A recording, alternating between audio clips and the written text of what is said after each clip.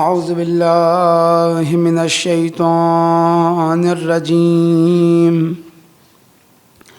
بسم اللہ الرحمن الرحیم الحمد للہ رب العالمین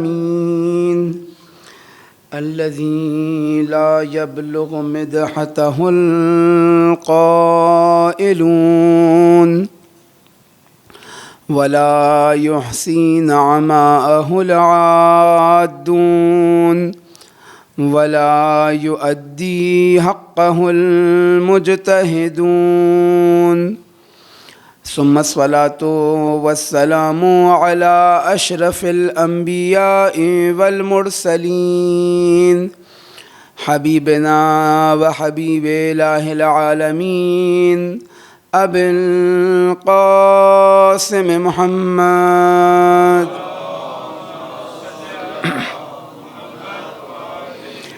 وعلى آله الطيبين الطاهرين المعصومين المظلومين الذين أذهب الله عنهم الرجس وطهرهم تطهيرا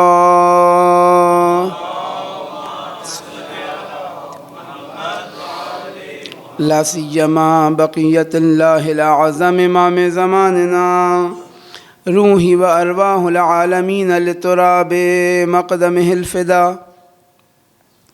وقال الله تبارك وتعالى في كتابه المجيد إن الله اشترى من المؤمنين أنفسهم وأموالهم بأن لهم الجنة يقاتلون في سبيل الله فيقتلون ويقتلون وعدا عليه حقا في التوراة والإنجيل والقرآن ومن أوفى بعهده من الله فاستبشروا ببيعكم الذي بايعتم به وذلك هو الفوز العظيم.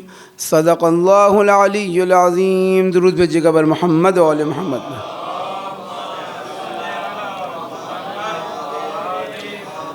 خدا متعال کا احسان، اس کا شکر کہ اس نے ہمیں یہ توفیق عطا کی کہ ہم اپنے آپ کو، اپنے گھر والوں کو، اپنی اولاد، اپنے بچوں، اپنے محلے، اپنے ملک اور اس زمین کو اہل بیت علیہم السلام کی تعلیمات سے، قرآن کریم کی آیات سے، اہل بیت کی احادیث، ان کی سیرت، ان کے فضائل و مناقب سے، اور بالخصوص سید الشہداء علیہ الصلاۃ والسلام پر گریہ وزاری سے منور کر سکیں.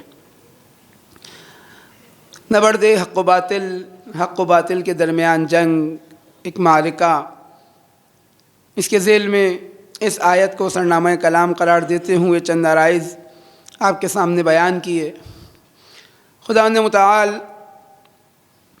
ایک تجارت، ایک سودے کی بات کر رہا ہے کہ ان اللہ اشتری من المؤمنین انفسهم واموالهم بان لهم الجنہ، کہ اللہ تعالیٰ خریدار ہے مومنین سے ان کے جان و مال کا، اور اس کے بدلے انہیں جنت عطا کرنے والا ہے.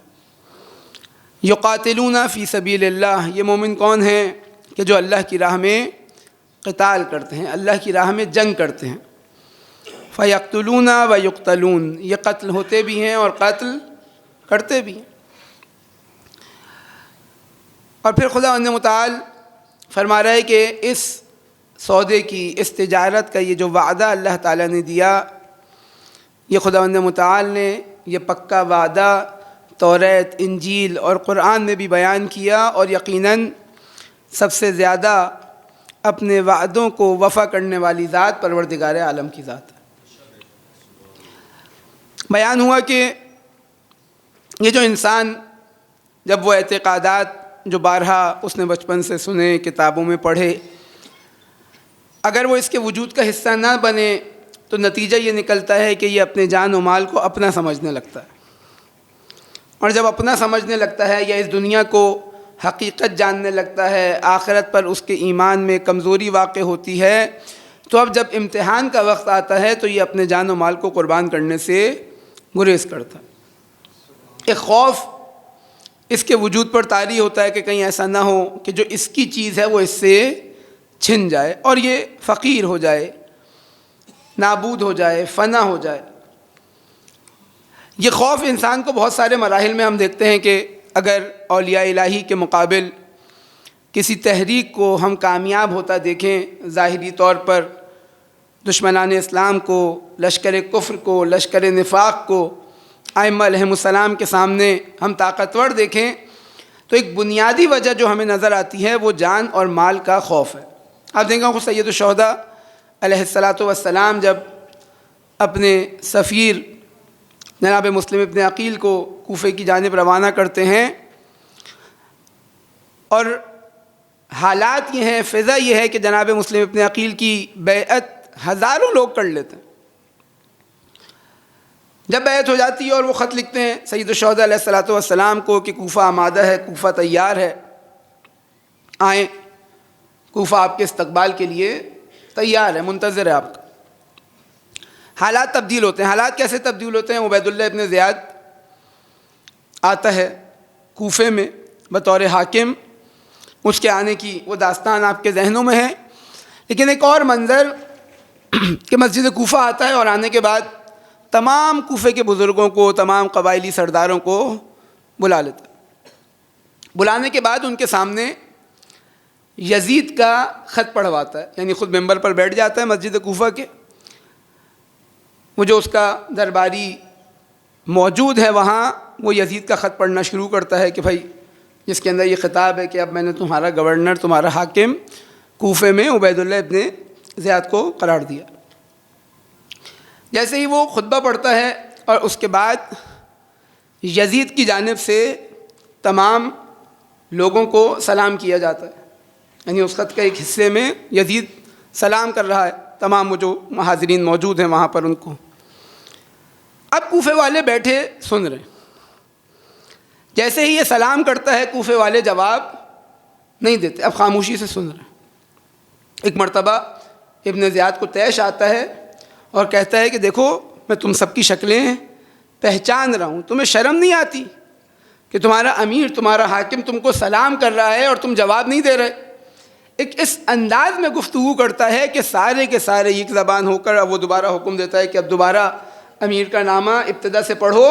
اب وہ دوبارہ پڑھنے والا شروع کرتا ہے، اور اس کے بعد جب یزید کی جانب سے کہتا ہے کہ السلام علیکم، تو ساری کی ساری قوم مل کر، اکٹھا ہو کر، مجتمع ہو کر اتفاق کے ساتھ جواب دیتی ہے وعلیکم السلام۔ یہ وہ پہلا مرحلہ تھا اس خوف کا ان کے وجود میں داخل ہونے کا کہ اب اس کے بعد یہ سرنڈر ہوگا، اب یہ مقدمہ بن رہا ہے، آہستہ آہستہ اسی خوف کے اندر اضافہ ہو رہا ہے۔ یعنی دیکھیں، بعض دفعہ بہت چھوٹی سی چیز ہوتی ہے، ہم کہتے ہیں کہ کوئی اتنا بڑا مسئلہ تو نہیں ہے، ابھی ہاں کر لیتے ہیں، ابھی حاضر ہو جاتے ہیں، ابھی ظاہری طور پر قبول کر لیتے ہیں، لیکن اب جتنا جتنا انسان اس شکنجے میں جاتا جاتا ہے اتنا اتنا پھنستا جاتا ہے، اب اس کے لیے نکلنا بہت سخت ہو جاتا ہے۔ لہٰذا اب یہ خوف کون دلا رہا ہے؟ یہ خوف اس کو شیطان دلا رہا ہے، کہ یہ شیطان ہے قرآن کے مطابق کہ یخوف اولیاءہ، کہ وہ اپنے اولیاء کو خوف دلاتا ہے، ان کو ڈراتا ہے۔ اللہ تعالیٰ اس خوف سے نکالنے والا ہے، یہ شیطان کیا ہے؟ یہ اس خوف میں ڈالنے والا ہے۔ وہ فقر سے خوف دلاتا ہے، الشیطان یعدکم علی الفقر، کہ خداوند متعال ارشاد فرما رہا ہے کہ شیطان تمہیں دعوت دیتا ہے کس کی جانب؟ الفقر کی جانب۔ الشیطان یعدکم الفقر، شیطان فقر کی جانب دعوت دیتا ہے۔ اب تمہیں خوف ہے کہ کہیں تمہارا مال نہ چلے جائے، کہیں تمہاری دولت نہ چلے جائے، اور یہ بارہا یہ داستانیں ہمیں نظر آتی ہیں، چند آپ کے سامنے بیان بھی کی کہ سید الشہداء دعوت دے رہے ہیں، کسی کو اپنی جان کا خوف ہے، کسی کو اپنے مال کا خوف۔ شب عاشور یعنی 9 محرم کو جب معرکہ اپنے اوج پر پہنچ رہا ہے، سید الشہداء علیہ السلام چاہتے ہیں کہ عمر سعد کو ایک مرتبہ دوبارہ حجت تمام کریں۔ اسے بلاتے ہیں، کہتے ہیں میں، یعنی پہلے قاصد کو بھیجتے ہیں، جب معلوم ہوتا ہے کہ وہ اپنے ارادے کی نسبت مصمم ہے اسے بلاتے ہیں۔ روایت کہتی ہے کہ وہ بھی 20-30 افراد کے ساتھ آیا. سید الشہداء علیہ الصلوۃ والسلام بھی 20-30 افراد کے ساتھ آئے, اور اس کے بعد سید الشہداء نے اپنے لشکر کو واپس بھیج دیا, اس نے بھی اپنے لشکر کو واپس بھیج دیا. صرف 2 فرد دونوں کے ساتھ موجود ہیں. سید الشہداء علیہ الصلوۃ والسلام کے ساتھ حضرت ابوالفضل عباس علیہ السلام اور جناب علی اکبر علیہ السلام, اور عمر سعد کے ساتھ اس کا بیٹا اور اس کا غلام. ایک مرحلہ ہے, سید الشہداء کہتے ہیں کہ میں تم سے تنہائی میں گفتگو کرنا چاہتا ہوں, ان دونوں کو بھی پیچھے چھوڑ دیتے ہیں اور گفتگو کرتے. اور یہاں سید الشہداء علیہ الصلوۃ والسلام کہتے ہیں دیکھو اگر دنیا چاہتے ہو میں تمہاری دنیا کی ضمانت لیتا ہوں, لیکن اگر تم نے میرا ساتھ نہ دیا تو تمہیں رے کی حکومت نصیب نہیں ہوگی. ہنستا ہے, تنزیہ طور پر ہنستا ہے سید الشہداء پر, اور کہتا ہے کہ میں رے کی جو کے اوپر گزارا کر لوں گا. مجھے یعنی سید الشہداء جب فرماتے ہیں کہ تمہیں رے کی گندم کا دانہ نصیب نہیں ہوگا, تو کہتا ہے میں رے کی جو کے اوپر گزارا کر لوں گا. آخر میں کیا ہوا؟ آخر میں سید الشہداء کی بد دعا سے اس کو کچھ نصیب نہیں ہوا. خوب یہ ایک ایسا سلسلہ ہے جو ہمیں بارہا نظر آتا ہے کہ وہ افراد جو ائمہ علیہم السلام کے یا مقابلے پر آئے, یا کم از کم ائمہ علیہم السلام کا انہوں نے ساتھ نہیں دیا. وہ کس چیز سے گھبرا رہے تھے؟ وہ یا اپنے مال و دولت کے چھن جانے سے گھبرا رہے تھے, یا اپنی جان کے جانے سے گھبرا رہے تھے. لہٰذا صفین کے معرکے کے اندر روایت ہے کہ امیر المومنین علی بن ابی طالب علیہ الصلوۃ والسلام جب صفین کا میدان سج گیا تو حاکم شام کے جو لشکر تھا اس نے نہر کے اوپر قبضہ کر لیا. اب ان تک پانی نہیں پہنچ رہا. امیر المومنین اپنے لشکر سے فرماتے ہیں کہ دیکھو اب تمہارے پاس 2 حالت ہیں, یا تو پیاس سے مر جاؤ, یا اب جنگ کرو. اب اس کے اندر ایک احتمال موجود ہے کہ جنگ کے نتیجے میں تمہیں پانی نصیب ہو جائے. اور پھر فرماتے ہیں کہ الحیات فی موتکم قاہرین, اب زندگی اور کامیابی تمہاری موت کے اندر ہے. یعنی اگر تم اپنی موت کی نسبت آمادہ ہو جاؤ تو اب تمہیں زندگی عطا ہوگی, اب تمہیں کامیابی عطا ہوگی. یعنی خود موت کو زندگی قرار دے رہا. اور لشکر اس بات کو قبول کرتا ہے اور اس کے بعد اس نہر کو فتح کر لیتا ہے. خوب یہ جو خوف ہے, یہ جو انسان کے وجود کے اندر, اگر ہم اس کے مختلف مراحل دیکھیں, ایک مرحلہ یہ آتا ہے کہ خود اعتقادی طور پر انسان مضبوط ہو جائے. اب اس کے مختلف جسے کہتے ہیں مصادیق ہیں, مختلف ایسی روشیں ہیں کہ اس کے نتیجے میں انسان کا یہ اعتقاد جو اس کے ذہن میں موجود ہے, جو عقلی طور پر اس کے لیے ثابت ہے, جو روایات سے اس کے لیے ثابت ہے, جس کو وہ قبول کرتا ہے ظاہری طور پر, اپنی زبان سے بھی اس کا اقرار کرتا ہے, لیکن اب اس کے اپنے وجود کا حصہ کیسے قرار دے, یہ اس کے لیے سخت ہو جاتا ہے. کس طرح ممکن ہے کہ وہ اللہ پر اعتماد کرے, کس طرح ممکن ہے کہ وہ اللہ کے وعدوں پر بھروسہ کرے. مانتا ہے کہ صحیح ہے, لیکن اس کا وجود اس کو اجازت نہیں دیتا کہ عملی میدان کے اندر وہ ان وعدوں سے جڑ جائے.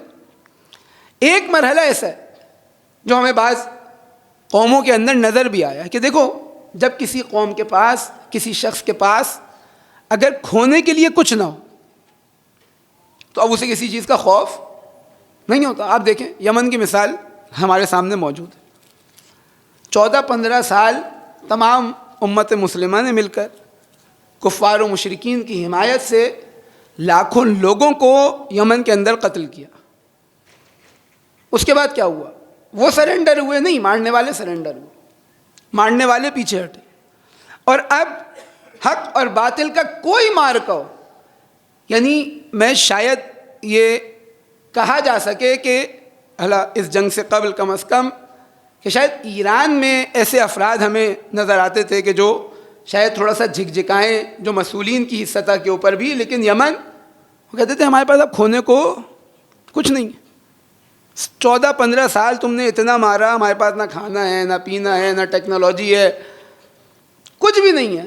اب ہم جواب دیں گے, تم جواب میں اگر مارو گے بھی تو کیا تباہ کرو گے؟ سب تو تباہ ہو چکا ہے. اب کسی چیز کے کھونے کا خوف نہیں ہے. جب خوف نہیں ہے تو اب ڈٹ کر مقابلہ کر رہے ہیں, اب میدان میں کھڑے ہوئے ہیں, کیونکہ جانتے ہیں کہ یا اعتقاد اتنے مضبوط ہیں اور ظاہری طور پر دیکھا جائے تو کوئی چیز اب کھونے کی ان کے پاس بچی نہیں ہے. ہم ایک ادارے میں گئے ایران میں, وہ نالج بیسڈ پروڈکشن کیا کرتا تھا، ایک لیبارٹری تھی، ایک ریسرچ سینٹر تھا. ان سے گفتگو ہوئی تو انہوں نے کہا کہ دیکھو ہماری منطق دنیا والوں کی منطق سے تھوڑی سی مختلف ہے. ہم نے کہا کیا مطلب؟ پہلے میں دفاع مقدس کی مثال دوں، ایران عراق وار کی مثال دوں. کہتے ہیں دیکھو دنیا کے اندر جب بھی جنگیں ہوتی ہیں تو فوج کیا کرتی ہے؟ فوج پہلے جہازوں کو بھیجتی ہے. جہازوں کو بھیجنے کے بعد جو بڑی تنصیبات ہیں، بڑے ایسے اسلحے کے ڈپو ہیں، ان کو تباہ کرتی ہے، ان کو نیست و نابود کرتی ہے. اس کے بعد ٹینک جاتے ہیں، ٹینک جا کر زمینی حصے کے اوپر قبضہ کرتے ہیں اور ٹینکوں کے پیچھے فوج جاتی ہے اور پھر فوج جا کر زمین پر قابض ہو جاتی ہے. کہتے ہیں ہمارا معاملہ اس کے بالکل برعکس ہے. ہمارے پاس جہاز تو تھے ہی نہیں، اور جو تھے وہ اس قابل نہیں تھے کہ ان کے بلبوتے کے اوپر ہم جنگ کر سکیں، یا اگر خراب ہو گئے تھے تو ان کے انجینئرز ہمارے پاس نہیں تھے، ان کے پارٹس ہمارے پاس نہیں تھے. کہہ رہے کئی علاقوں کے اندر ایسا ہوا کہ پہلے یعنی دنیا کے اندر پہلے جہاز جاتے ہیں، پھر ٹینک جاتے ہیں اور اس کے بعد لوگ جاتے ہیں، فوج جاتے ہیں. کہہ رہے اس معرکے کے اندر پہلے لوگ جاتے تھے. اب جب وہ شخص میدان میں جا رہا ہے اس کے پاس کوئی ٹیکنالوجی موجود نہیں ہے، تو اب وہ استعداد جو اللہ تعالیٰ نے اس کے وجود کے اندر قرار دی ہے، یہ پوری کی پوری بروئے کار لے کر آتا ہے. یعنی اپنے آپ پر بھروسہ ہوتا ہے اور اللہ تعالیٰ کی ذات پر بھروسہ ہوتا ہے. اس کے علاوہ اس کے پاس کوئی دوسرا راستہ موجود نہیں ہوتا. جب راستہ موجود نہیں ہوتا تو اب وہ کہتا ہے جتنی میرے اندر توانائی ہے، جتنی میرے اندر طاقت ہے، میں اس کو بروئے کار لے کر آؤں اور اب اللہ پر بھروسہ کر کر اس معرکے کو آگے بڑھاؤں. حق و باطل کی اس نبرد میں اپنی جان کو بے شک قربان کر دوں. اور ہم دیکھتے ہیں کہ عجیب و غریب ٹیکنالوجی یا عجیب و غریب ایجادات جو ہمیں وہاں پر نظر آئیں، روش جو جنگ کی نظر آئی، وہ دنیا والوں سے بہت مختلف ہے. وہاں ان بقول رہبر شہید کہ جتنا دشمن کیلکولیشنز کرتا ہے، جتنا دشمن پلاننگ کرتا ہے، اس کے اندر ایک بنیادی عنصر جس کو فراموش کر دیتا ہے وہ خداوند متعال کی ذات ہے. کہ اگر اس کے اوپر یعنی تمام کیلکولیشنز کے اندر اگر اس کو ہٹا دیا جائے تو اب یہ کیلکولیشنز کسی کام کی نہیں ہے.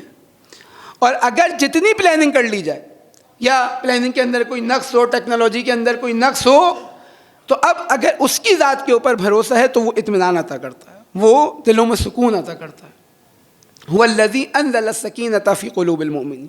وہ ہے جو اتنی مشکلات کے باوجود، اتنے مسائل کے باوجود، اتنی سختیوں کے باوجود، اتنی پابندیوں کے باوجود، اتنے حالات خراب ہونے کے باوجود، اتنی جنگوں کے باوجود، آپ دیکھیں 8 سال یہ نظام جنگ کرتا رہا. آپ دیکھیں اہل بیت علیہم السلام کی ذات مسلسل اس وقت کے طواغیت کے سامنے ایک خطرے کی طرح موجود رہی اور ان کے اوپر سختیاں ڈھائی گئیں، ان کے اوپر مصائب ڈھائے گئے، ان کے اوپر مشکلات ڈھائی گئیں، ان کو شہید کیا گیا، ان کو زندانوں میں ڈالا گیا، لیکن وہ مطمئن نظر آتے ہیں اپنی زندگی کے اندر. ذرہ برابر وہاں پر بے چینی نظر نہیں آتی، اضطراب نظر نہیں آتا. ایک جسے کہا جاتا ہے کہ ایک بے چینی اور اضطراب کی کیفیت نظر نہیں آتی، بلکہ اطمینان نظر آتا ہے، سکون نظر آتا ہے. کیوں؟ کیونکہ اللہ تعالیٰ کی ذات پر بھروسہ. وہ ذات ہے کہ جو اپنے بندوں کے اوپر سکون اور اطمینان کو نازل کرتی ہے. اس کے علاوہ کوئی اور راستہ نہیں ہے کہ اگر انسان چاہتا ہے کہ مطمئن ہو جائے تو اب صرف راستہ خداوند متعال کی ذات پر بھروسہ.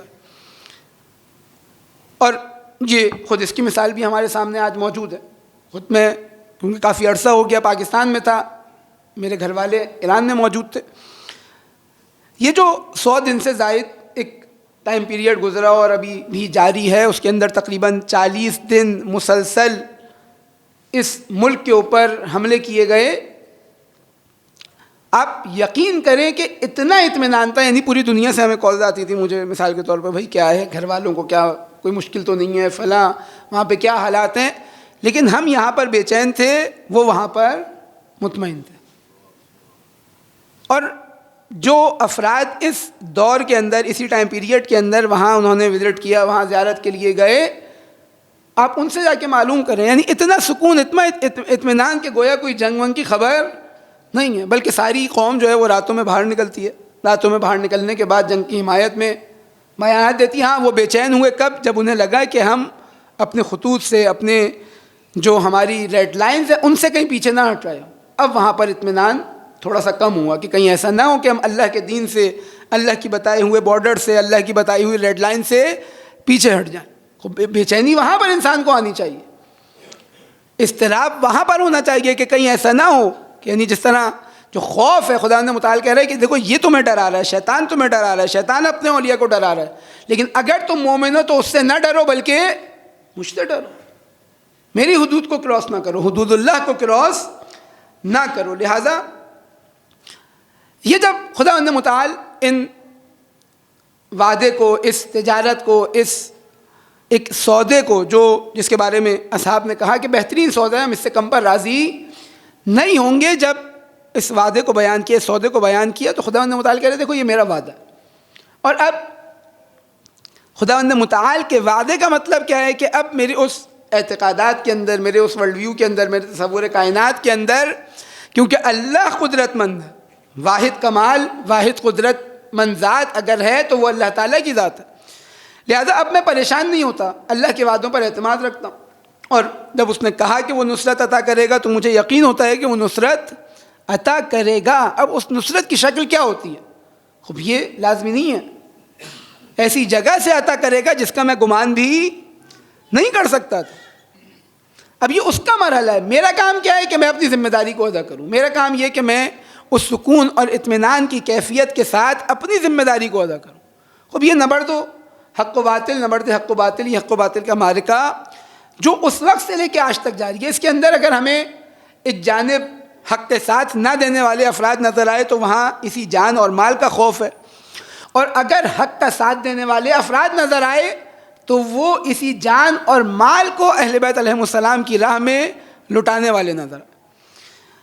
اس کے علاوہ کوئی ہمیں تیسرا گروہ ایسا نظر نہیں آیا کہ مثال کے طور پر اس کو کوئی اور، ہاں کچھ ایسے ہیں جو بے بصیرت ہوتے ہیں، کچھ ایسے ہیں جن کے اعتقادات صحیح نہیں ہوتے، وہ انحراف کا شکار ہو جاتے ہیں، لیکن بالآخر اللہ تعالیٰ اپنے ولی کی حمایت میں ان کے لیے بھی حجت کو تمام کر دیتے، یعنی بدترین اعتقاد رکھنے والے بھی ہوں، لیکن اگر اللہ پر یقین رکھتے ہیں، اللہ پر اعتقاد رکھتے ہیں اور منحرف ہو گئے، یعنی اپنی تحقیق کے بعد، اپنی ذمہ داریوں کے بعد، اپنی ذمہ داریاں ادا کرنے کے بعد، تحقیق کرنے کے بعد بالآخر انہیں صحیح راستہ میسر نہیں آیا، اللہ تعالیٰ ایسے واقعات میں بھی ہمیں ایسی سچویشن نظر آتی ہے کہ ان کے اوپر بھی حجت تمام کر دیتا کہ کہیں ایسا نہ ہو کہ ان کے پاس کل بہانہ رہ جائے کہ بھائی ہم تو تحقیق کے بعد اس نتیجے پر پہنچے تھے، ہمیں معلوم نہیں ہوا کہ کربلا کے اندر کیا ہو گیا۔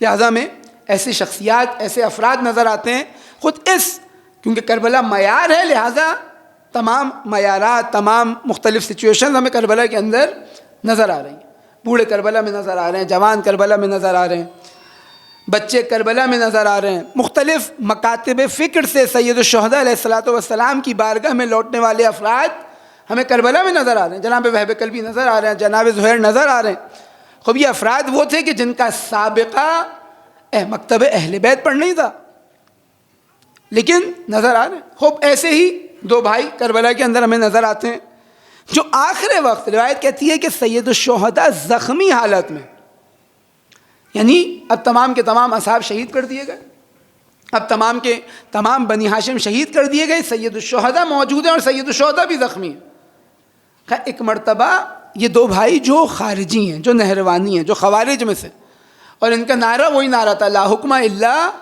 للہ۔ اللہ نے کہا اگر تم اسی نعرے کے اندر جو تمہارے یعنی تمہیں گرچہ بے عقلی کی بنیاد پر، غیر منطقی نظریات کی بنیاد پر تم اس کا معنی کچھ اور لے رہے ہو، لیکن یہ جو تم معنی لے رہے ہو اس کی بنیاد پر بھی اگر تم قربتاً اللہ واقعاً آ رہے ہو تو کربلا تمہارے لیے حجت کو تمام کر رہی ہے۔ ایک مرتبہ ان کے دل میں ایک تغییر ایجاد ہوئی، ایک تبدیلی ایجاد ہوئی۔ مقاتل کہتے ہیں کہ یہ دونوں بھائی آپس میں گفتگو کرتے ہیں، فیصلہ کرتے ہیں کہ دیکھو یہی جو نعرہ جو ہم نے لگایا تھا علی کے مقابل، اس نعرے کا تقاضا یہ ہے کہ آج حسین کو بچاؤ۔ یعنی دیکھیں اللہ کہاں سے اٹھا کر کہاں لے کر آ رہا ہے۔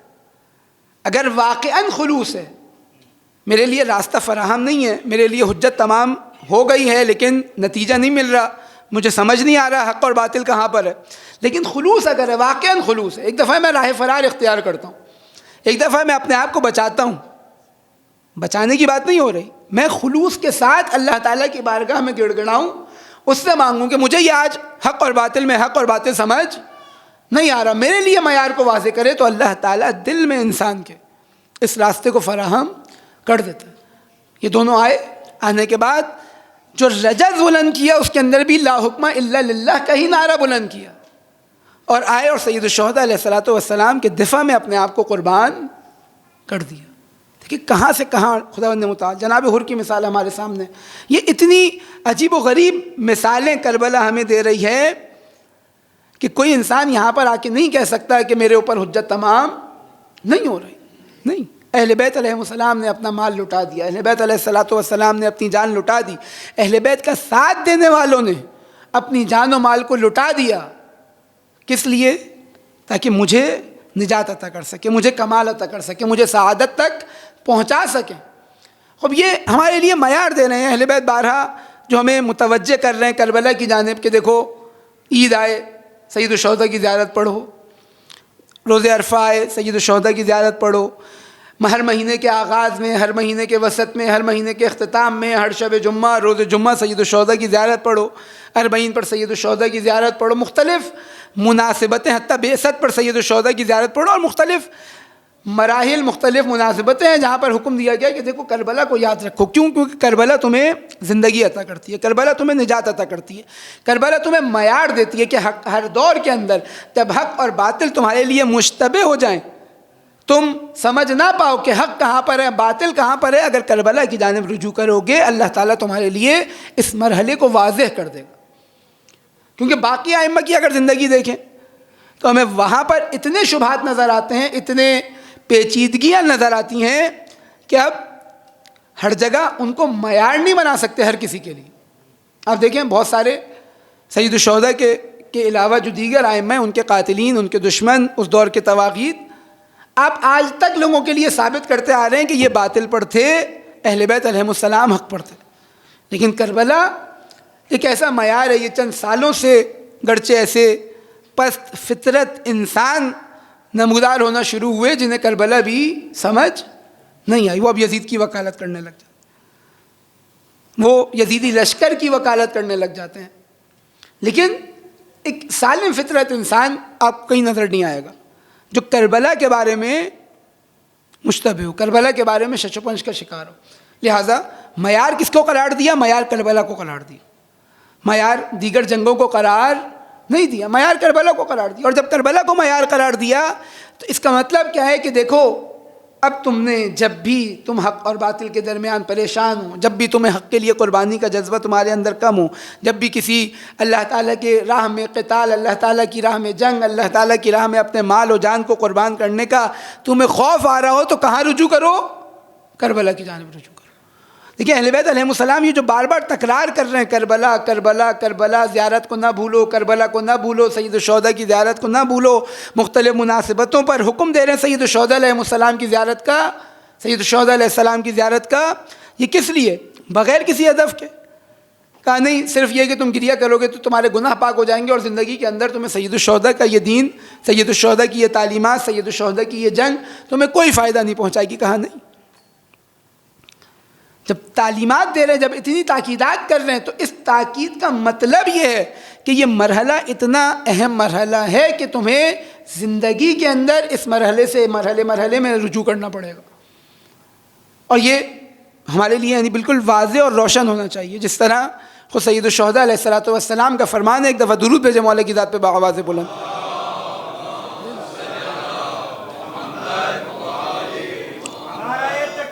اللہ اکبر, اللہ اکبر, یا رسول اللہ, یا رسول اللہ, یا اللہم صلی علی محمد و آل.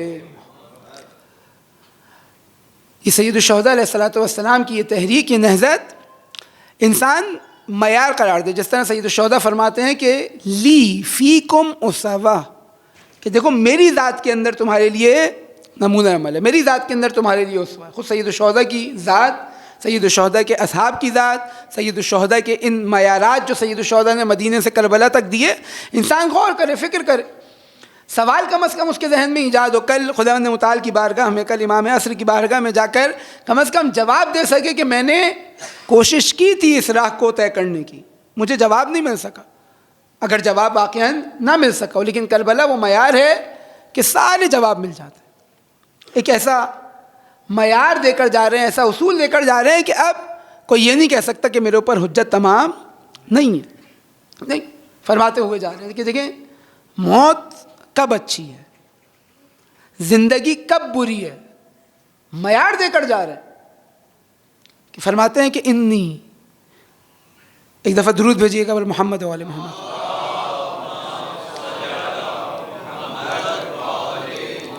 کہ انی لا اری الموت الا سعادہ ولا الحیات مع الظالمین الا برم۔ کیا معیار ہے کہ دیکھو موت کب اچھی ہے، جب اللہ کی راہ میں قربان کر دی جائے، اور زندگی کب بری ہے کہ جب ظالموں کے ساتھ تمہیں بسر کرنی پڑ جائے۔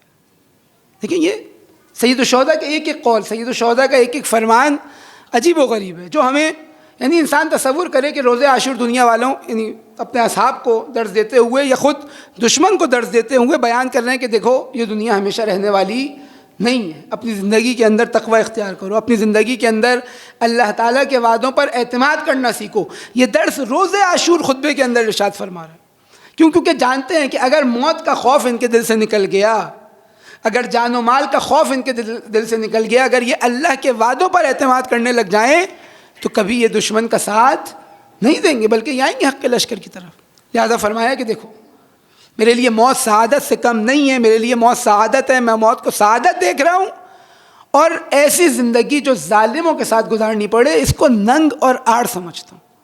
لہذا جب مقتل میں گئے، جب رجس پڑھنا شروع کیا تو وہ جو معروف ترین رجس، کئی رجس سید الشہداء علیہ السلام کے اس جنگ کے اندر نقل ہوئے کہ سید الشہداء علیہ السلام کیونکہ ایک طولانی جنگ لڑی ہے، مقاتل کے مطابق لڑتے جاتے تھے، بار بار خیمے آتے تھے، مطمئن ہوتے تھے، دیکھتے تھے، دوبارہ جاتے تھے۔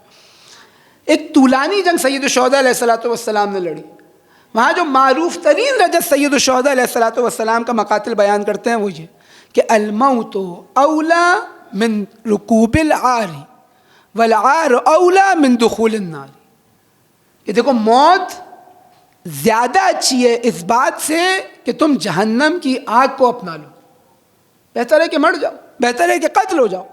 اور ایک اور مرحلہ بتا رہے ہیں، کہتے ہیں دیکھو والعار اولا من دخول النار، کہ اور ننگ و عار یعنی موت اچھی ہے، الموت اولا من رکوب العاری والعار اولا من دخول الناری، کہ موت اچھی ہے ذلت کی زندگی سے، اور حتیٰ یہ ظاہری ذلت کو بھی قبول کر لینا، لیکن جہنم مت جانا، جنت کا سودا مت کرنا۔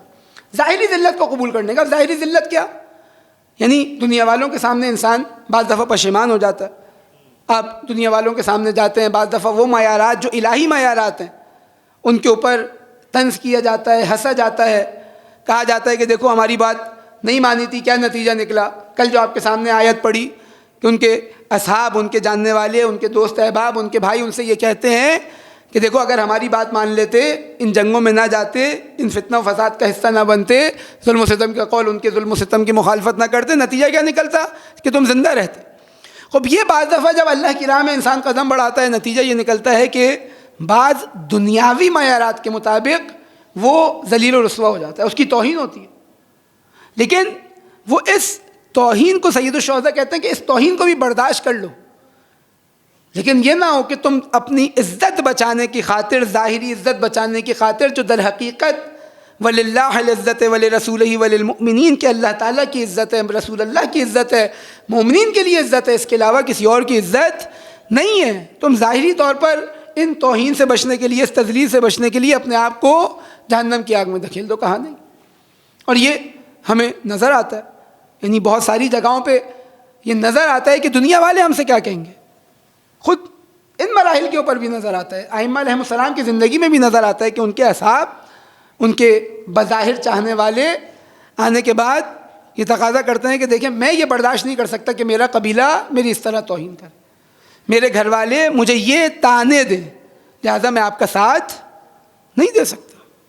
اب یہ لیکن کربلا ہے، کس قسم کی توہین نہ کی گئی اہل بیت علیہ السلام کی، یعنی ظاہری طور پر اگر دیکھا جائے جو کچھ یزیدیت کے بس میں تھا وہ اس نے انجام دیا، اور یہی جناب زینب سلام اللہ علیہا نے چیلنج کیا یزید کو کہ یزید تیرے بس میں جو کچھ ہے تو کر کے دیکھ لے، واللہ لا تمحو ذکرنا، تو ہمارے ذکر کو مٹا نہیں سکتا۔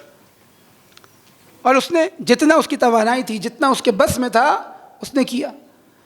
حق و باطل کے اسی معرکے میں جو آج جاری ہے، رہبر شہید فرمایا کرتے تھے کہ دیکھو جس دن یہ حملہ کر چکے، یعنی کر سکتے ہوئے یہ حملہ کریں گے، یا اگر آج حملہ نہیں کر رہے تو اس وجہ سے کیونکہ ان کے اندر توانائی نہیں ہے، لیکن جس دن یہ توانائی ان کو مل گئی یہ اس دن حملہ کریں گے۔ جس دن یہ سمجھ گئے کہ اب ان کے پاس کوئی اور راستہ نہیں ہے، یہ حملہ کریں گے۔ کیوں؟ کیونکہ انہوں نے ہر حربے کو اپنا لیا، ہر طریقہ کار کو اپنا لیا کہ اسلام کو، اسلامی حکومت کو دنیا کے اندر رسوا کیا جائے، ذلیل کیا جائے، اس کی توہین کی جائے۔ ہر پروپیگنڈے کو اپنا لیا۔ اتنے اسلام کے حوالے سے جو پروپیگنڈے کیے گئے دنیا بھر کے اندر، یہ تمام اس لیے۔ اب انسان اگر گھبرا کر بے دین ہو جائے، اگر انسان اپنے آپ کو دنیا والوں کے سامنے ظاہر کرنے کے لیے مکتب اہل بیت سے دور ہو جائے اور یہ سمجھے کہ وہ گویا اب دنیا اس کو قبول کر لے گی، تو نہیں، دنیا قبول نہیں کرے گی یہاں تک کہ ان کے سامنے تم تسلیم نہ ہو جاؤ۔ سید الشہداء علیہ الصلوۃ والسلام یہ معیار دیتے ہوئے آگے بڑھ رہے ہیں۔ سید الشہداء علیہ الصلوۃ والسلام عزت کا درس دیتے ہوئے آگے بڑھ رہے ہیں۔ سید الشہداء علیہ الصلوۃ والسلام ذلت سے دوری کا درس دیتے ہوئے آگے بڑھ رہے ہیں، لیکن بتا رہے ہیں کہ دیکھو اگر ظاہری طور پر تمہاری عزت میں کمی آ جائے، تمہیں ظاہری طور پر تمہاری توہین کی جائے، تو اس بات پر راضی ہو جانا، لیکن جہنم کا سودا نہیں کرنا، جنت کو قربان نہیں کر دینا، اللہ تعالیٰ کے قربت الہی کو قربان نہیں کر دینا، اللہ تعالیٰ سے دور نہیں ہو جانا، پستیوں کا شکار مت ہونا، ذلت کا سودا نہیں کرنا۔ ہاں ظاہری طور پر ممکن ہے کہ تمہیں عارضی طور پر یہ دنیا تمہاری توہین کرے، لیکن ایک ایسی عزت اگر اللہ کی راہ میں قتل کر دیے جاؤ گے تو اب ایسی عزت اللہ تعالیٰ تمہیں عطا کرے گا کہ آنے والی نسلوں میں جو جو عزیز ہونا چاہے گا وہ تمہیں معیار قرار دے دے گا۔ لیکن یہ کربلا، یہ جو توہین کی گئی کربلا سے کوفہ، کوفہ سے شام، یہ جو اہل بیت علیہم السلام کی حرمت کو پامال کیا گیا، لیکن اس کا نتیجہ کیا نکلا؟ آیا حرمت پامال ہو گئی؟ کہا نہیں، حرمت پامال نہیں ہوئی، بلکہ وہ جو ان کی حرمت کو پامال کرنے نکلا تھا آج اس کی کوئی حرمت نہیں ہے، آج اس کا کوئی احترام نہیں ہے، آج اس کی کوئی حیثیت نہیں ہے، آج کوئی اپنے آپ کو ان سے منسوب قرار نہیں دیتا۔ آج اگر کوئی اپنے آپ کو منسوب کرتا ہے تو وہ اہل بیت علیہم السلام سے، چاہے قلبی طور پر اس طرح نہ مانتا ہو، لیکن ظاہر کم از کم یہ کرتا ہے کہ دیکھو ہم بھی ان کو مانتے ہیں، ہم بھی ان کی پیروی کرتے ہیں، ہم بھی ان سے محبت کرتے ہیں۔ کیوں؟ کیونکہ وہ اپنے آپ کو انہوں نے اللہ کی راہ میں قربان کر دیا۔ اور جب آج ان کے چاہنے والوں نے قدم آگے بڑھایا، ان کے راستے پر چلے، انہی کے نعروں کو بلند کیا، انہی کے شعار کو بلند کیا، اور انہی وعدوں پر جو اللہ تعالیٰ نے قرآن میں نازل کیے تھے، انہی وعدوں پر اعتماد کرتے ہوئے اپنے آپ کو قربان کیا، اپنے مال کو قربان کیا، آج وہ دنیا جو کل تک ان کی مخالفت کرتی نظر آ رہی تھی، آج وہ ان کی عزت کرتی نظر آ رہی ہے۔ خوب اگر اسی شش و پنج میں مبتلا رہتے کہ دنیا والے عزت نہیں کرتے، دنیا والے ہمیں مانتے نہیں، دنیا والے ہمیں جانتے نہیں ہیں، دنیا والے ہمیں آسائش نہیں دینا چاہتے، ہم سے تعلقات نہیں رکھنا چاہتے، اگر اسی شش و پنج میں مبتلا رہتے تو آج دنیا کے اندر اس نظام کی، ان لوگوں کی وہ عزت نہ ہوتی۔ دیکھیں سب کچھ قربان کرنے کو تیار ہے، سب کچھ قربان۔ اور خود جب انقلاب کا ذکر آئے تو میں بارہا، کیونکہ واقعاً انسان رش کرتا ہے اس قوم کے اوپر کہ جو نہ ایران میں ہے، جو نہ فلسطین میں ہے، اس کے باوجود بھی اس جنگ کا حصہ قرار دے رہی ہے اپنے آپ کو۔ یہ ابھی کی جنگ، اس سے قبل جب دفاع حرم کا مرحلہ آیا تھا، جو لبنان کی شیعہ قوم ہے، لبنان کے مومنین ہیں، علماء بیان کرتے ہیں یا جو مختلف مسئولین وہاں گئے کہتے ہیں کہ یہ ایسی قوم تھی کہ ایک مرتبہ اتنے زیادہ تعداد کے اندر مجاہدین کے لیے ثبت نام کیا جا رہا تھا، ان کے نام لکھے جا رہے تھے کہ ایک مرتبہ رول یہ آ گیا حزب اللہ کی جانب سے کہ ہر خاندان سے کوئی صرف ایک فرد جا سکتا ہے، اور اگر کوئی اکلوتی اولاد ہے تو اب وہ نہیں آ سکتی، جنگ کے اندر شریک نہیں ہو سکتی۔ کہاں لبنان کی ماؤں نے احتجاج شروع کیا اور کہا ہمارا کیا قصور ہے کہ اگر اللہ تعالیٰ نے ہمیں ایک بیٹا دیا ہے۔ جن کے زیادہ بیٹے تھے انہوں نے احتجاج شروع کیا کہ اگر اللہ نے ہمیں زیادہ بیٹے دیے تو ہماری زیادہ توانائی ہے کہ ہم اللہ کی راہ میں قربان کریں، کیسے آپ روک سکتے ہیں؟ آپ دیکھیں یہ ایک عجیب و غریب جذبہ کس سے لیا؟ سید الشہداء علیہ الصلوۃ والسلام. یعنی انسان واقعات رشک کرے ایسی قوم کے اوپر، ایسی ماؤں کے اوپر، ایسے جوانوں کے اوپر کہ جو اب اللہ کی راہ میں نہ صرف خود قتل ہونے کو تیار ہیں، اپنی اولاد کو قتل کرنے کو تیار. لبیک یا حسین، لبیک یا حسین، لبیک یا حسین، لبیک. ایک دفعہ لبنان کے ان مومنین کی کامیابی کے لیے، ان کی فتح و نصرت کے لیے، ان کے اوپر جو ظلم و ستم ہو رہا ہے اس کے خاتمے کے لیے درود بھیجیں اہل بیت کی ذات کے اوپر باآواز.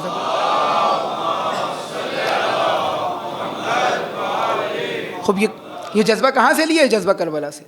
انقلاب اسلامی میں بھی ہمیں چھوٹے چھوٹے بچے 12 13 14 سال 16 سال 17 سال، آپ انشاءاللہ جب زیارات کے لیے جائیں شہداء کے قبرستان، ان قبرستانوں میں جا کے 11 12 سال کے بچے، اور ان کی وصیتیں پڑھیں، انسان یعنی واقعاً پریشان ہو جائے کہ اس ایج کے اندر بچے کو یہ فکر ہوتی ہے کہ کتنے گیمز جو ہیں وہ کھیل لے، کتنے مثال کے طور پہ انعامات جیت لے، فلاں مقابلہ کر لے، اس کے کپڑے کتنے ہوں، اس کے پاس ٹوائز کتنے ہوں، یہ والی چیزیں.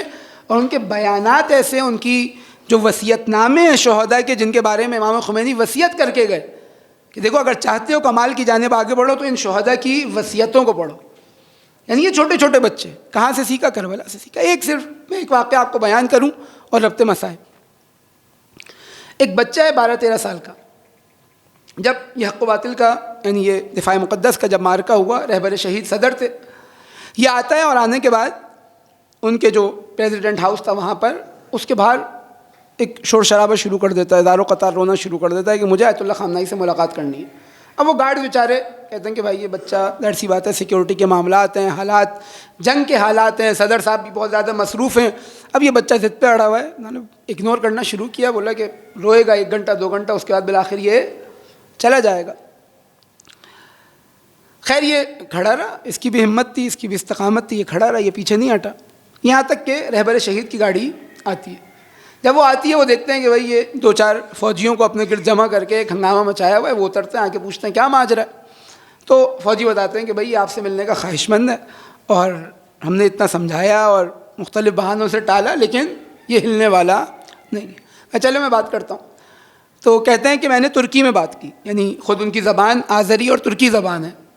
وہ بچہ بھی اسی علاقے کا تھا. کہتے ہیں میں نے اس سے اس کی زبان میں بات کی، کیونکہ وہ کہتے ہیں جب اس نے مجھے دیکھا تو ایسے دار و قطار گریہ کرنا شروع کیا کہ اب وہ سمجھ نہیں آ رہا کہ بول کیا رہا ہے، کہنا کیا چاہتا ہے. میں نے اس کی مادری زبان میں ہی اس سے گفتگو کرنا شروع کی، تو تھوڑا اس کو حوصلہ ہوا کہ اپنا ہی کوئی ایسا رابطہ ہے کہ میں اپنی بات کہہ سکتا ہوں. تو فرماتے کہتے ہیں جب اس نے بولنا شروع کیا تو کہتے ہیں کہ آپ صدر ہیں نا؟ کہتے ہیں ہاں. تو کہتے ہیں کہ آپ یہ جو روضہ خوان ہیں، جو مصائب پڑھتے ہیں، یہ جو مجلسیں پڑھتے ہیں، ان کے لیے ایک آرڈر جاری کر دیں. کہتے ہیں کیا آرڈر جاری کریں؟ کہا ان سے کہا کریں کہ یہ حضرت قاسم علیہ السلام کے مصائب نہ پڑھا کریں. کہتے ہیں کہ مجھے سمجھ نہیں آیا کہ بھائی تم اس درخواست کے لیے اتنی تم نے زحمتیں کی ہیں، یہاں کھڑے ہوئے فوجیوں سے گارڈ سے لڑائی کی، شور شرابہ کیا، اتنے گھنٹے کھڑے رہے، ماجرا کیا؟ کہتے ہیں یہ ایک جانب حضرت قاسم کا درس دیتے ہیں، حضرت قاسم کی شجاعت کو بیان کرتے ہیں، حضرت قاسم کی قربانیوں کو بیان کرتے ہیں، اور دوسری جانب یہ ہمیں جو حضرت قاسم کے ہم عمر ہیں اس سن میں کہ حضرت قاسم علیہ السلام اس سن میں جا کر اپنے آپ کو قربان کرتے ہیں، یہ ہمیں اجازت نہیں دیتے کہ ہم جبے پڑ جائیں اور محاذ پڑ جائیں.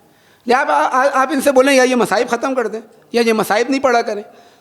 اور جب یہ مصائب پڑھ لیں تو پھر یا قانون بنائیں کہ ہمیں بھی اس جنگ میں جانے کی اجازت دی جائے. رہبر شہید کہتے ہیں کہ میں نے پھر اس کے علاقے کے جو امام جمعہ تھے ان کو خط لکھا اور کہا کہ آپ میری سفارش پر اس بچے کو آگے جانے کی اجازت دے دیں. دیکھیں یہ جذبہ، یہ جذبہ یعنی عجیب و غریب. یہ چھوٹے چھوٹے بچے وہاں پہ ہمیں نظر آ رہے ہیں.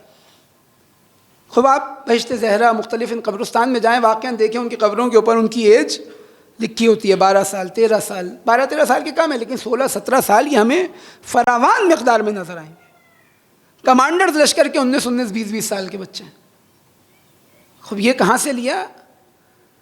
یہ اہل بیت علیہم السلام کے ان بچوں سے لیا کہ جب سید الشہداء علیہ الصلوۃ والسلام نے شب عاشور سب کا امتحان لے لیا، تمام اصحاب کا امتحان لے لیا، تمام بنی ہاشم کے جوانوں کا امتحان لے لیا، ایک مرتبہ ایک بچے نے کھڑے ہو کر کہا کہ اے چچا جان آیا ان شہداء میں جو کل آپ نے بتایا کہ قتل کر دیے جائیں گے، ان شہداء میں میرا نام بھی ہے یا نہیں ہے؟ امام ایک مرتبہ مسکرائے، کہا اے بیٹا قاسم یہ بتاؤ کیف الموت عندک، تمہارے لیے موت کیسی ہے؟ فرمایا کہ اے چچا جان میرے لیے موت احلا من العسل، شہد سے زیادہ شیرین۔ کون ہے قاسم؟ امام حسن کے فرزند۔ کون امام حسن؟ کہ جب وقت شہادت ہے سید الشہداء امام حسن کے کنارے موجود ہیں، ایک مرتبہ وہ منظر ہو رہا ہے کہ موجود ہیں سید امام حسن کے جگر کے ٹکڑے اس تشت میں آ کر گر رہے ہیں، سید الشہداء گریہ کر رہے ہیں، زار و قطار رو رہے ہیں۔ امام حسن کہتے ہیں بھائی تم کیوں رو رہے ہو؟ سید الشہداء فرماتے ہیں کہ بھائی جس کا آپ جیسا بھائی ہو اس مصیبت کے اندر گرفتار ہو، کیسے ممکن ہے کہ وہ صبر کرے؟ امام حسن فرماتے ہیں کہ اے حسین ابن علی آج تم مجھ پر رو رہے ہو، لیکن لا یوم کا یوم کا یا ابا عبداللہ، اے حسین جو مصیبت تم پر آئے گی، جو مصیبت کا دن تمہارا ہوگا اس جیسا کوئی اور دن نہیں ہوگا۔ اپنی دو نشانیوں کو کربلا میں امام حسن مجتبیٰ نے قربان کیا۔ جناب قاسم کا تذکرہ کرنے سے پہلے میں امام حسن کے کمسن فرزند جناب عبداللہ ابن حسن، کربلا کا آخری شہید، سید الشہداء سے پہلے، سید الشہداء کی شہادت سے قبل، کہ جب سید الشہداء مقتل میں موجود ہے، آخری شہید جو بنی ہاشم سے شہید ہوا وہ جناب عبداللہ ابن حسن، 11 سال کی عمر ہے۔ روایت کہتی ہے کہ خیمے کے ساتھ کھڑے ہوئے ہیں، زینب وہ منظر دیکھ رہی ہے کہ حسین کو چاروں طرف سے گھیر لیا گیا۔ ایک مرتبہ یہ اپنی پھوپھی امی کا ہاتھ جو تھاما ہوا ہے پھوپھی نے، ایک مرتبہ چھوڑتے ہیں اور جاتے ہیں سید الشہداء کی جانب، کہتے جاتے ہیں واللہ لا افارق امی، اللہ کی قسم میں اپنے چچا جان کو تنہا نہیں چھوڑوں گا۔ روایت کہتی ہے کہ ایک لعین آگے بڑھ کر سید الشہداء کے سر پر وار کرنا چاہتا تھا، عبداللہ ابن حسن آگے بڑھتے ہیں، اپنے ہاتھوں کو آگے بڑھا دیتے ہیں، اس لعین کا وار حضرت عبداللہ ابن حسن کے ہاتھوں پر آتا ہے اور ان کے ہاتھ ان کے بدن سے جدا کر دیے جاتے ہیں۔ ایک مرتبہ سید الشہداء اپنے گلے سے لگا لیتے ہیں، اے میرے بھائی کی نشانی، کتنا سخت امتحان ہے میرے لیے کہ تمہیں اس حال میں دیکھ رہا ہوں۔ ہاں حسین ابن علی نے ایک اور نشانی حسن کی دیکھی، ارے وہ امانت کیا تھی؟ وہ امانت قاسم تھے۔ ایک مرتبہ آئے، جب ایک ایک کر بنی ہاشم کے جوان جانے لگے، آئے مولا کی بارگاہ میں، چچا جان مجھے بھی جانے کی اجازت دیجیے۔ ارے اے قاسم ابھی تمہاری عمر نہیں ہے، ابھی تم 13 سال کے ہو۔ مقاتل کہتے ہیں نہ کلہ ایسا تھا کہ قاسم کے سر پر رکھا جا سکے، نہ کوئی زرہ ایسی تھی جو قاسم کے بدن کی حفاظت کر سکے۔ ایک مرتبہ قاسم نے دوبارہ اجازت چاہی، سید الشہداء نے اتنا گریہ کیا، روایت کہتی ہے کہ ایک مرتبہ جناب قاسم کو گلے سے لگایا، سینے سے لگایا، یہ چچا بھتیجے اتنا زار و قطار گریہ کیا، فخشی علیہما، ارے ان دونوں پر غشی طاری ہو گئی۔ ایک مرتبہ ہوش میں آئے، سید الشہداء نے اجازت نہ دی، ایک مرتبہ روایت کہتی ہے کہ دست و پا کو چومنا شروع کیا، سید الشہداء کے پاؤں میں گر گئے، اے مولا اے چچا مجھے بھی جانے کی اجازت دیجیے۔ ایک مرتبہ حسین نے کہا اچھا قاسم جاؤ مقتل میں جاؤ۔ حسین دیکھ رہے ہیں قاسم جنگ لڑ رہے ہیں، ارے لیکن نوجوان ہے، کم سنی میں ہے، کتنا جنگ لڑتا ہے۔ ایک مرتبہ اپنا تعارف کراتے ہیں، اگر جانتے نہیں ہو تو جان لو، ارے میں حسن کا شہزادہ قاسم ہوں۔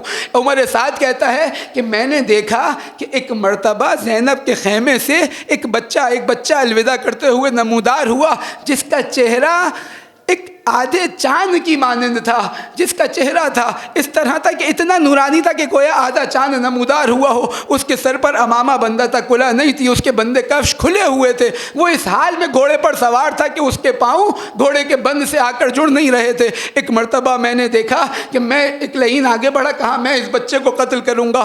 کہا کہ ارے تمہارا اس بچے سے کیا سروکار، بچہ ہے، ارے اس میدان جنگ ہے، تم ایسا وعدہ کیوں کرتے ہو؟ کہا نہیں، مجھے حسین کی اس مصیبت کو دیکھنا ہے۔ ایک مرتبہ آگے بڑھا، قاسم پر ایسا وار کیا کہ ایک مرتبہ جناب قاسم نے صدا دی، السلام علیکہ یا عمہ، اے چچا جان میری مدد کو آئیں۔ مقاتل کہتے ہیں سید الشہداء آگے بڑھے، اس لعین کو دیکھا جو قاسم پر حملہ آور تھا، ایک مرتبہ اس پر حملہ کرنا چاہا، اس کے اوپر جب حملہ کیا تو اس نے چلا کر اپنے لشکر کو بلایا، قاسم گھوڑے سے زمین پر گرے ہیں، اب جو لشکر اس کی مدد کے لیے آیا، ایک مرتبہ میمنہ کے گھوڑے میسرہ کی جانب آئے، میسرہ کے گھوڑے میمنہ کی جانب آئے، نہ جانے قاسم کے لا لاشے کے ساتھ ایسا کیا ہوا کہ جب حسین پہنچے ارے تو قاسم اپنی ایڑیاں رگڑ رہے تھے، کہتے ہیں بیٹا ارے کتنا سخت ہے تیرے چچا کے اوپر، ارے تو پکارے وہ تیری مدد نہ کر سکے، اور جب تیرے پاس آئے تو تجھے بچا نہ سکے۔ ایک مرتبہ حسین نے قاسم کے سینے کو اپنے سینے سے لگایا، اب لے کر چلے، ارے یہ کم سن بچے کا لاشا ہے، یہ نوجوان کا لاشا ہے، یہ 13 سالہ بچے کا لاشا ہے۔ حسین کا سینہ کہا قاسم کا سینہ، لیکن اس لاشے کے ساتھ نہ جانے ایسا کیا ہوا کہ یہ لاشا خط کھینچتا ہوا زمین کربلا پر جا رہا ہے۔ الا لعنت اللہ علی القوم الظالمین۔ خداوند متعال اس گریے کو، اس عبادت کو، اس عزاداری کو اپنی بارگاہ میں قبول و مقبول فرمائے۔ دنیا میں جہاں جہاں مومنین عزاداری سید الشہداء انجام دے رہے ہیں، خداوند متعال ان کی نیتوں کو خالص فرمائے، ہم سب کو حقیقی معنی میں عزاداری سید الشہداء برپا کرنے کی توفیق نصیب فرمائے۔ خداوند متعال دنیا میں جہاں جہاں مومنین عزاداری کو برپا کر رہے ہیں ان کی حفاظت فرمائے، ان کو مزید عزاداری کو برپا کرنے کی توفیق نصیب فرمائے۔ دنیا میں جہاں جہاں مومنین کفر و استکبار کے خلاف برسر پیکار ہیں، خداوند متعال ان کی مدد و نصرت فرمائے، ہم سب کو ان کی حمایت کرنے کی توفیق نصیب فرمائے۔ انقلاب اسلامی کو امام زمانہ کے عالمی انقلاب سے متصل فرمائے۔